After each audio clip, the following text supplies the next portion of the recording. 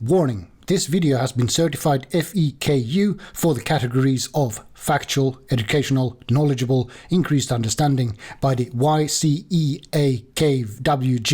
This means that this video does not contain any of the following: explosions, fake drama, people miming to music tracks, pranks, physical injuries. Instead, this video contains information that might be interesting and potentially educational. If you find yourself being offended by the prospect of a potential gain in knowledge, please stop watching now. You have been warned.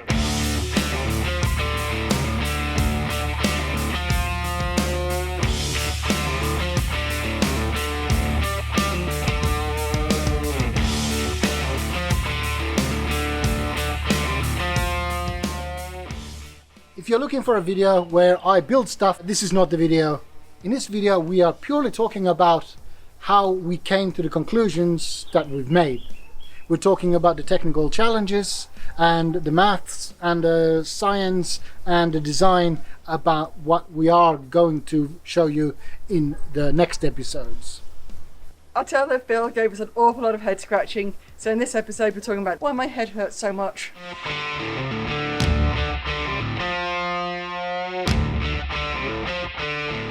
Before we start about the tail lift, we need to talk about these things. These are our two F800 GS motorbikes. We've had them for more than 12 years and we absolutely love them. If we could, we would travel with these ones instead of a truck. We think that traveling on a motorbike is much more enjoyable than sitting in a steel box. However, there's a few limitations. One of the limitations is that we both need to work. And working out of a tent, hotel, B&B, it's not that practical and it's not that comfy or nice really. Internet could be a limitation, peace and quiet, general zen. Another limitation is that I come from a cold country and we would like to travel to colder countries, colder areas, and whilst some well-armed people think it's okay to sleep in a tent and sleep next to polar bears and things like that, because we are getting old and we want to be comfortable, we think that a tent in negative degrees is a little bit of a chore and a faff. So we think that solid walls and a heater, a permanent heater, would be a very nice thing to have. So working and cold climates kind of dictates that we need a box of some sort. Now, as you can imagine, we can't take those bikes with us. They are just too big. The GSs are 207 kilos each. That's a total of 414 kilos, which is over 10% of our payload on the Unimog. That means that we have to make a compromise at this stage already. And the compromise is that we need smaller bikes.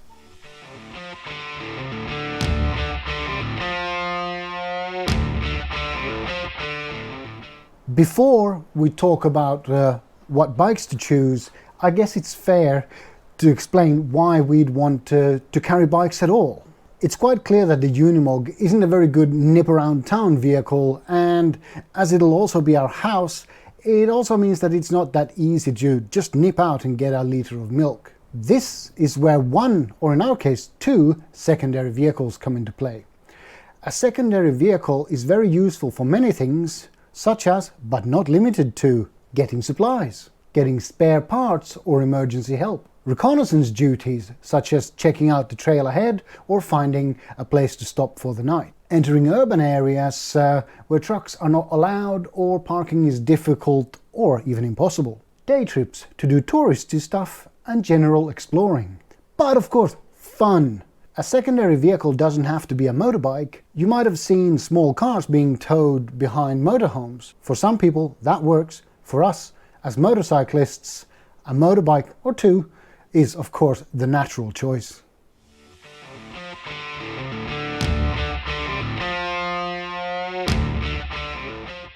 The ideal bike to bring with us would be a compact bike that can easily do a reasonable amount of miles and be electric. I'm saying electric because it would mean that we can refuel them whilst driving the truck or from solar when we are stationary. With a petrol bike, we'll have to make sure that the bikes have fuel in the tanks and perhaps even carry extra fuel with us. This is a minor inconvenience, but it's still an inconvenience. There were a few electric motorcycles that would have suited, except for one major issue: the price. They all tend to be quite costly, On top of this, they also tend to be quite heavy. Our first traditionally powered motorcycle candidate was the Honda CT125, also known as the Hunter Cub. It would have suited the aesthetics perfectly, being a little bit of a roughy-tufty, dinky trailish bike.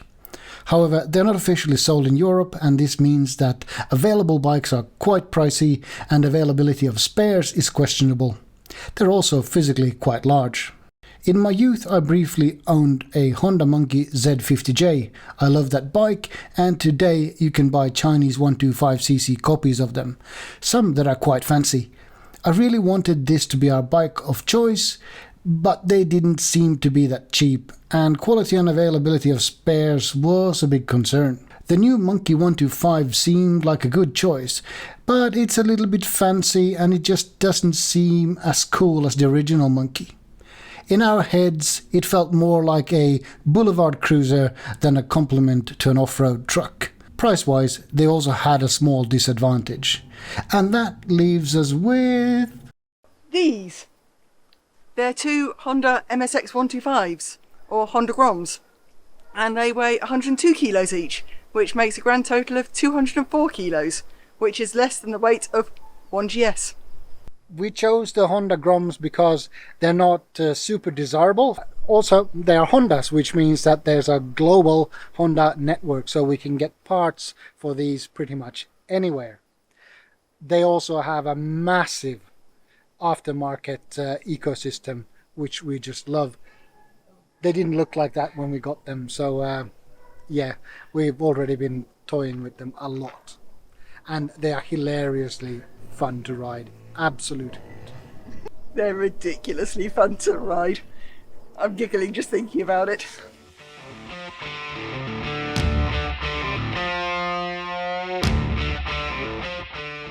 Now let's just talk about the choice of truck. If you've seen some of our earlier videos, we have covered this quite a lot in some of the videos actually, but let's just remind ourselves this is a Mercedes-Benz Unimog U1300L. It's an ex-army truck. It had a flatbed when we got it, and it can carry roughly 4,000 kilos depending on configuration. It's got a maximum weight of 7,500 kilos. To accommodate our bigger bikes or more stuff, we could have gone with a bigger truck, but that would have limited us with access through narrow passages and under cliffs and forests, rainforest, things like that. So the smaller the vehicle, the further into the unknown we can go. If you're currently sitting there about to hammer your keyboard to death and spit at the screen, screaming at us that it's a bad idea to put heavy weights far back and high up, we know. However, there's no other place they can go. We could put them potentially at the front or one at the front, but I don't like that, and we've also covered that in the past. We are hoping that we can mitigate the negative effects of placing weights far back and high up by placing other weights in good locations and also saving weights where we can.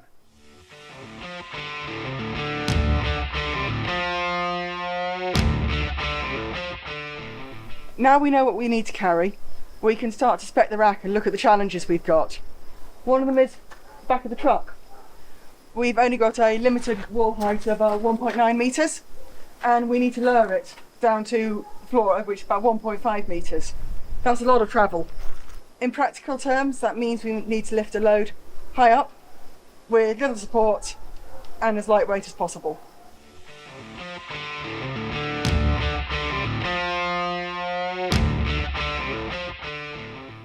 Our initial research showed that there were no affordable off-the-shelf options available, which led us to design our own. We investigated many different options, including Unistrut. Unistrut would have been a really easy and good solution to go with, but we decided it just simply wasn't viable for the weights that we wanted to lift. If we'd been trying to lift just a simple lightweight scooter or 2 electric bikes, then maybe. After a lot of looking around, I came across a company that made high-end slide rails, and that looked to be an option. I had some good communication with them, some good correspondence, and realised we were right at the top end of what their products could do, but it could work. had a couple of video calls with them, and we realised that we were going to need 6 slides, each at £5,000 each, and at that point they lost interest. Back to Facebook, and a thread on the Expedition Vehicles Design and Build group led me to look at our forklift components.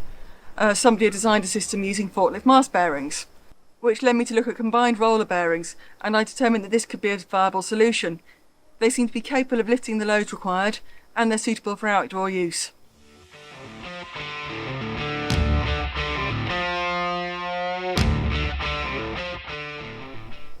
This is where I get to put my favourite hat on, my numbers hat, because with combined roller bearings you need to consider something called Hertzian stress. When designing this structure, we have assumed that we have designed the back wall of the truck to be strong enough, and that when we build the rack, that will also be strong enough. If we feel that it isn't, we can add a bit more metal to strengthen it up. Specifying the bearings for this lift has been a bit more complicated, as we have had to consider the load during the lifting process. If we get this wrong, we can't just reinforce the bearings, and the rails could also deform. This is why it was so important that we got this bit right, and hopefully this information will help you to get your lift right too. We are using combined roller bearings, which means that we need to look at something called Hertzian pressure. This is also known as contact mechanics, and is the study of the deformation of solids at one or more points. Hertzian contact stress refers to the localized stresses that develop as 2 curved surfaces come into contact and deform slightly under the imposed loads. The amount of deformation is dependent on the material and the properties in contact. So how can we use this? We can look at moment balance equations for vertical cantilevered applications. The maximum static force must not exceed the limits of the bearings. This equation takes the weight in newtons. This is simply the weight in kilograms multiplied by gravity. So in round numbers, 1 kilogram is equal to 10 newtons.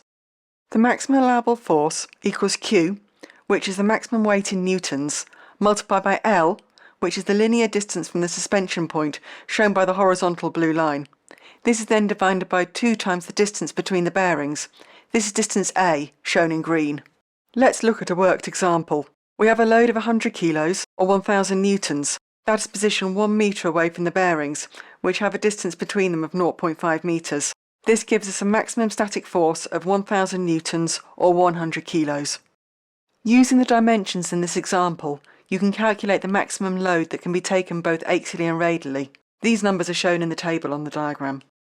In the case of our lift, the radial loads are the forces that are taken by the large outer bearing that take care of the up and down motion.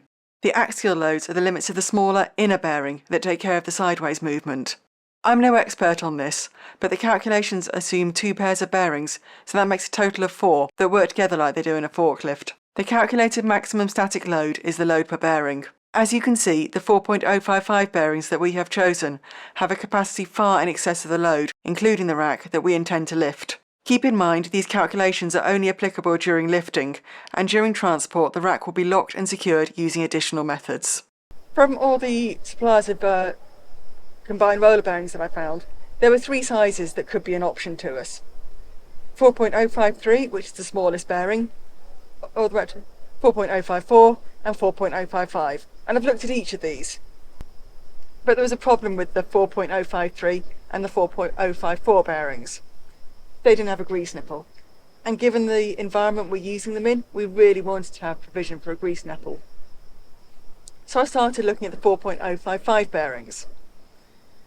This increased our static loading force yet further to 3,730 newtons.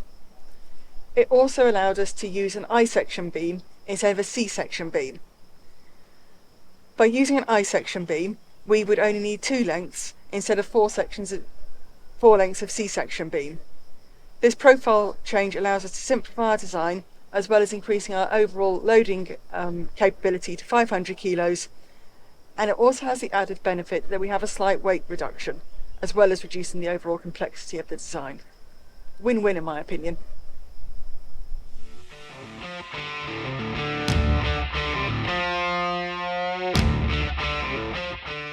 Once we knew we had material that was strong enough, it was time to do the CAD design, and that's the computer kind. I had no intention of designing this into the minute details. I just wanted to use the computer for its mathematical capacity and thus, guide us where our brains wouldn't be sufficient. The bearing and the rails were already available as CAD drawings, so I imported them to Fusion, and then I started adding a lot of measurements from various things such as the height and the width of things, whatever, and I put that into the parametric table in Fusion. I then proceeded to model the vertical wall and the ground plane. Then after that I created plates so that I could mount the bearings onto the rear wall.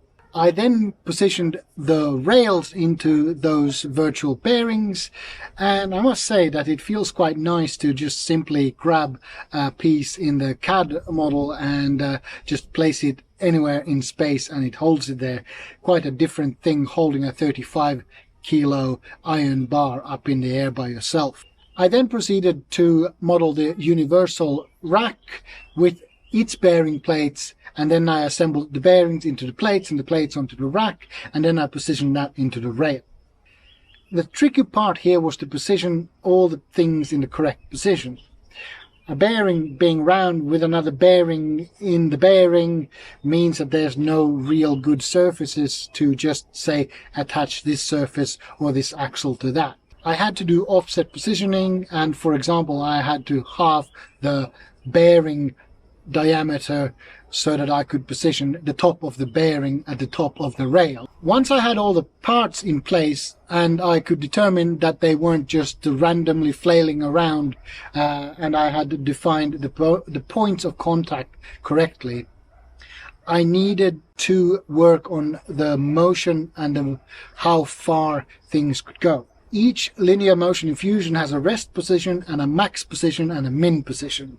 However, due to the nature of this, Fusion couldn't really calculate these. It tries to be very smart, but it just doesn't work because of the offset positioning I mentioned earlier. That meant that I had to resort to pen and paper and some sketches to complement my mental ability and do a lot of hand maths that I then transferred into the parametric table in Fusion, and there I could then finally get all the values of how far the rack could move up and down and how far the universal platform could move up and down. Sadly, this was extra annoying because Fusion also tried to be smarter than me and insert its own values, which meant that I had to fight with that too, not only the lack of capacity in my brain. Eventually I got the values done right and I could start moving the rails down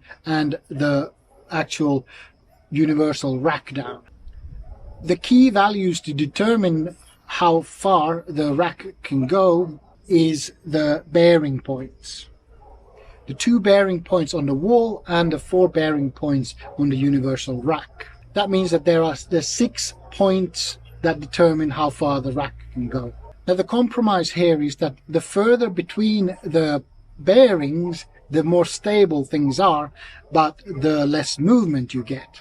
Thanks to Fusion's parametric modeling, I can tweak these values very easily. And if I had done all the other maths and the formulas right, things shouldn't break. With a bit of testing, trial and error, I was able to position the 6 bearings per side in a good position so that I could move the rails down far enough with the rack far enough down so that it would actually go to the ground and actually beyond, because you never know how you park or what sort of surface you're on. Seeing this in motion on the computer was a huge milestone problem solved. My plan had always been to complete the rest of the design using the traditional organic engineering method. From Fusion, all I needed now was the drawings for the plates that I needed to make. Once I had them printed out, Fusion's job was more or less done. For now, at least.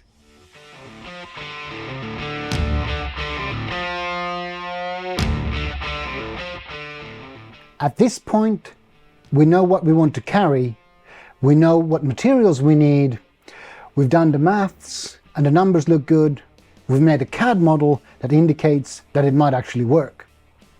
I guess that means that we're all set for the fabric cobbling action.